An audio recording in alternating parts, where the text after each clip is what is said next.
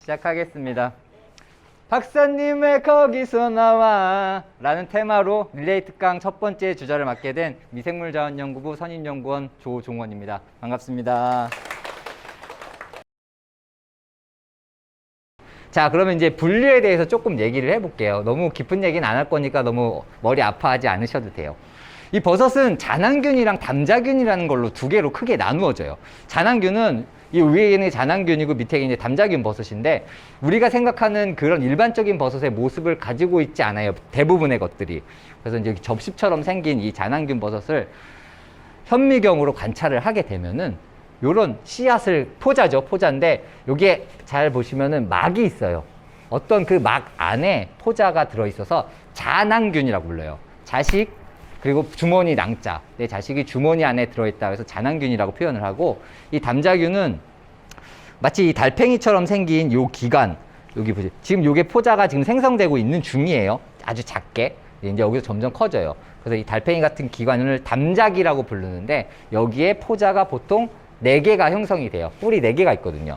이게 뭐 평면으로 봐서 이렇게 조금 심도를 낮추게 되면은 그 뒤에 더 있어요. 그래서 보통 4개가 생기고, 그래서 현미경은 보면은 적어도 담자균이나 잔항균이다, 이 2개는 확실히 구분을 할 수가 있어요. 그러면 일단 여기서부터 분류가 시작이 되는 거겠죠. 자, 그럼 이 담자균을 좀 더 확실히 보자면, 우리가 흔히 먹는 그 표고버섯 생각하시면 돼요. 느타리나 주름살이 이렇게 있잖아요, 간 밑에. 근데 그거를 옆에서 보면은 이 하나의 주름살이 이렇게 되어 있어요. 그래서 이거의 단면을 잘라서 현미경으로 관찰하면 이런 모습이에요.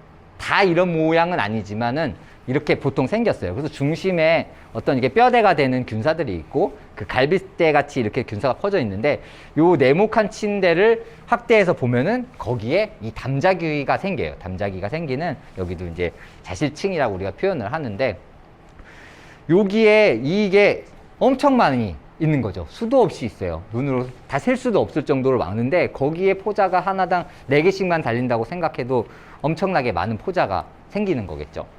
자, 그래서 좀 더 확대해서 보면은 이런 색으로 생겼어요. 달팽이 같이 생겼죠. 그래서 이제 여기도 지금 포자가 생기는 중간인 것 같아요. 이렇게 포자가 생겨서 나중에 중력이나 아니면은 뭐 바람이나 아니면 다른 방법으로 인해서 포자를 이렇게 퍼뜨리게 돼요. 자, 그러면 이제 잔항균을 볼게요. 아까 봤지만 이렇게 조금만 잘라서 현미경으로 관찰하면 이렇게 무수히 많은 주머니들이 있어요. 그 안에 이제 포자가 보통 8개씩 들어가 있어요. 16개가 들어가 있는 종들도 가끔 있지만 보통 8개씩 들어가 있고, 이렇게 예쁘게 생겼어요. 현미경으로 관찰하면. 그럼 여러분도 적어도 현미경만 있으면 구분을 할 수가 있게 되는 거겠죠. 자, 그래서 담자기, 잔항. 그래서 우리가 확실히 다르다는 걸 알 수가 있죠. 그래서 여기에 좀 뒤집어졌는데, 여기가 요만큼이 20마이크로예요, 여러분. 1마이크로는 1mm를 1000개로 쪼갰을 때 그 중에 이제 20개가 되는 거겠죠. 눈으로는 볼 수가 없어요. 그만큼 작지만 그 현미경 속에는 아주 더 큰 세상이 있다는 거. 그래서 오늘 저희가 나중에 채집도 갈 건데, 갔다 와서 오늘 찾은 버섯으로 현미경 관찰하는 시간을 가질 거라서 그때 다시 한번 자세히 보면 될 것 같아요. 그래서 이 위에 파란 선을 위주로 A라고 되어 있는 것들이 이 잔항균, 에스코마이코타에 속하는 잔항균에 속하는 버섯들이고, 밑에가 바시디오마이코타 담자균이라고 해서 우리가 보통 알고 있는 버섯들이 이쪽에 이제 속하게 돼요. 그래서 이 모양만 봐도 한 60%는 현미경을 보지 않아도 맞출 수 있어요. 좀 생소한 느낌이다. 그러면 일단 잔항균이라고 생각하시면 될 것 같아요. 네. 자, 그리고 나서 이제 우리가 이제 주름버섯이랑 그물버섯이라고 이제 보통 많이 분류를 하는데, 정확한 분류학적 그런 체계는 아니에요. 우리가 마치 주름을 갖고 있기 때문에 통틀어서 주름버섯이라고 부르는 건데, 이런 것들 우리가 주름살이라고 표현을 하고, 그물버섯은 이렇게 생겼어요. 그물 모양이죠. 마치 우리가 물고기 잡을 때 쓰는 그런 것처럼. 그래서 이런 모양을 가지고 있고, 그 그물 모양도 다 제각각이에요. 그래서 이제 얘도 그물버섯 쪽에 속하는데, 이 버섯을 조금 잘라서 보면은 이 원통처럼 원기둥이 들어가 있는 거예요, 그 안에. 그래서 밑에서 봤을 때는 구멍이 되어 있기 때문에 그 모양이 조금 틀어지거나 하면은 그물 모양처럼 보이는 거죠. 그래서 이 원통 안에 또 아까 그 담자기들이 무수히 많이 열리고, 그 구멍, 여기 밑에서 보는 이 구멍 하나로 이제 포자들이 떨어지게 되는 거예요. 자, 근데 이렇게 항상 자연계에는 다른 모습들이 있어요. 주름도 아니고 그물도 아닌데 이렇게 침처럼 생긴 자실층을 가진 버섯들도 있어요. 이 외에도 여러 가지 너무 다양해요.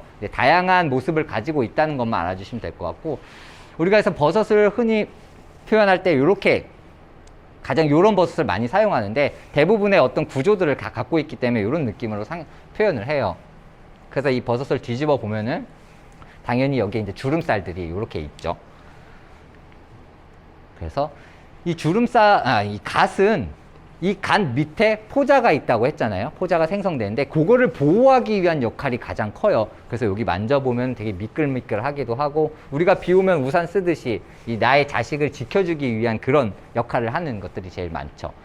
그래서 숲에 가면 이런 버섯들이 있는데 얘를 뒤집어 보면은 이렇게 어떤 막이 있어요. 막. 그래서 이 포자가 생기는, 나의 자손이 생기는 이 위치에 포자들이 다 성숙하기 전에는 내가 지켜줘야 되기 때문에 어느 정도 거기를 막고 있는 거예요. 이건 제가 손으로 뜯어냈기 때문에 이렇게 뜯어진 거고, 얘네가 이제 갓이 점점 펴짐에 따라서 이 막이 버티는 한계가 있겠죠. 그게 이제 버티다가 딱 떨어지게 되면 아까 얘기했던 이 턱받이가 되는 거예요. 이 턱받이는 사실 주름살을 막고 있던 그런 보호의 역할을 하는 기관이라고 생각하시면 될 것 같아요. 자, 그럼 얘는 어린 버섯이에요. 그리고 얘는 어느 정도 성숙한 버섯이에요. 갓이 펴졌죠. 요술봉 같이 생기긴 했지만 지금 막혀 있잖아요. 내 자손이 아직 성숙하지 못했기 때문에 내가 더 지켜주고 있는 거야. 우리가 아이들을 지켜주듯이. 그래서 여기 요만큼 떨어져 있는 요 턱받이가 저기를 막고 있는 그 막질의 그런 턱받이가 되겠죠. 자, 그래서 여기는 그냥 넘어갈게요. 여러 가지 모양이 있다는 것만 얘기를 해드리고 싶어요. 이것도 너무 간단하게 표현을 한 것들이고, 그래서 이제 그 주름살도 보시면은 막 간격이 다 달라요. 그래서 이게 여러 가지 버섯을, 색이 다른 버섯을 뜯어서 이렇게 뒤집어 놓은 거예요. 그러면 되게 예쁘죠. 이런 것들도 하나의 아트라고, 네, 할 수도 있겠고, 네. 그래서 뭐 버섯의 대나 아니면은 땅 속으로도 되게 여러 가지 모양들이 있는데, 가장 중요한 건 여러분, 대부분 어떤 다른 선생님들이 버섯을 여기만 딱 끊어서 가져와요. 땅에서. 내가 손에 흙을 묻히고 싶진 않으니까 그걸 딱 뜯어서 가져오는데, 그러면 그 버섯이 뭔지 잘 알 수가 없어요. 왜냐하면 땅 속에 있는 이런 특징들도 되게 분류하는데 중요한 역할을 하기 때문에, 혹시나 나중에 어디에다 버섯을 물어보고 싶을 때는 손에 흙이 묻더라도 끝까지 이 온전한 모습을 다 가지고 오셔가지고 알려주시면 조금 더 동정하는 데 도움이 되지 않을까 싶어요. 그래서 이 포자, 씨앗, 이 분류하는데 포자의 모양이나 색이나 이런 것들이 상당히 중요한데 되게 여러 가지 모양을 가지고 있어요. 그래서 이 버섯은 외대버섯 쪽에 하나인데 이렇게 다각형의 포자를 가지고 있고, 이게 이 스케일바는 10마이크로라고 생각하시면 돼요. 보통 10마이크로 이내예요. 그래서 포자 하나는 되게 작은 사이즈를 가지고 있죠. 담자기도 우리가 아까 봤던 것보다는 조금 더 짜리몽땅하고 튼튼한 그런 모양을 가지고 있고, 이렇게 생긴 버섯은 또 되게 다양한 균사들을 가지고 있어요. 마치 이렇게 가시를 가지고 있는 것처럼. 그리고 포자도 동글동글하고 뭔가 주변에 어떤 구조물들이 같이 있죠. 색깔도 진하고. 그래서 얘는 어떤 비늘버섯 종류인데 무슨 이렇게 갈색에 가지고 있고 무슨 쌀알처럼 생겼죠. 그래서 이 관찰할 것들은 너무너무 많고, 이 포자 하나하나의 길이나 아니면은 이 포자를 재는 것도 모양, 여기 있다고 해서 이 포자를 또 다 잴 수 있는 건 아니에요. 이 포자를 잴 때 기준이 있기 때문에 정확히 놓여진 그 위치에 따라서도 또 다르게 할 수 있거든요. 네. 그래서, 자, 그리고 얘도. 버섯은 작지만 버섯이 작다고 그 포자도 다 작은 건 아니에요. 작은 버섯인데도 큰 포자를 가지고 있는 버섯들이 있고요. 색깔도 엄청 진하죠. 그래서 여러 가지 포자를 가지고 있다는 것.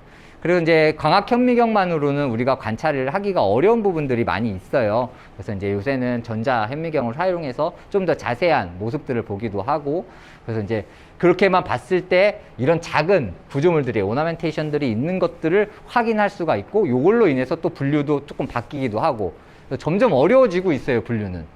형태도 하지만 이제는 또 우리가 분자생물학이라는 DNA를 기반으로 하는 연구를 또 진행하고 있죠. 그래서 점점 복잡해지고 있지만 언젠가는 정리가 되지 않을까 싶어요.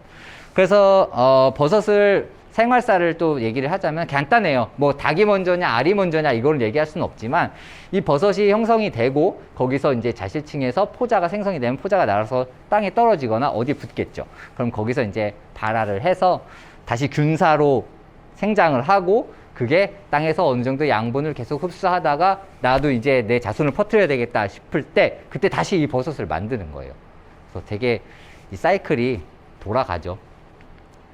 자, 그래서 어떤 특정한 버섯을 가지고 얘기를 하면은 이런 식으로 생장을 해요. 이렇게 땅 속에서 알처럼 있다가 점점 그 알을 뚫고 내 몸이 올라오는 거죠. 그리고 나서 여기서 다시 포자가 발생이 되고 이렇게 생긴 버섯이 요거예요. 예, 뭐 당연히 우리나라에 있는 버섯이고 붉은 달걀 광대버섯이라고 이름을 붙였고요. 달걀이라고 했으니까 모양이 달걀 모양이잖아요. 그리고 여기 지금 빼꼼 빨갛게 나왔지만 원래는 하얗게 다 쌓여 있죠. 그래서 이제 달걀버섯이라는 이름을 붙였는데 이를 이미 작은데도 잘라 보면은 이 안에 대랑 주름살이 되는 가시 되는 부분이 이미 다 형성이 되어 있어요. 그래서 얘가 이렇게 이제 생장을 하는 거예요. 이렇게. 그래서 나중에는 이렇게 크기도 해요. 제가 뭐 얼굴이 큰 편은 아니에요. 작은 편인데 그 제 얼굴보다도 훨씬 크게 이 버섯이 발생하기도 하고 이런 버섯들이 산에 갔는데 앞에 이렇게 쫙 깔려 있어 봐요. 되게 신비롭고 되게 뭐랄까 황홀한 그런 기분이 생길 때도 있어요. 너무 기분도 좋고. 자, 그렇죠. 깜짝 퀴즈 여기서 하나 더 나가도록 하겠습니다. 뭐죠? 손을 들어야 돼요, 여러분. 손을. 네. 초코송이요? 네. 그건 초코송이가 나올 줄 알았죠. 제가 여기 안에, 여긴가? 넣어놨어요. 여러분. 요거 있으니까 요거 끝나면 다시 이것도 드릴게요. 제가 오늘 벌써 선물 2개나 줬어요.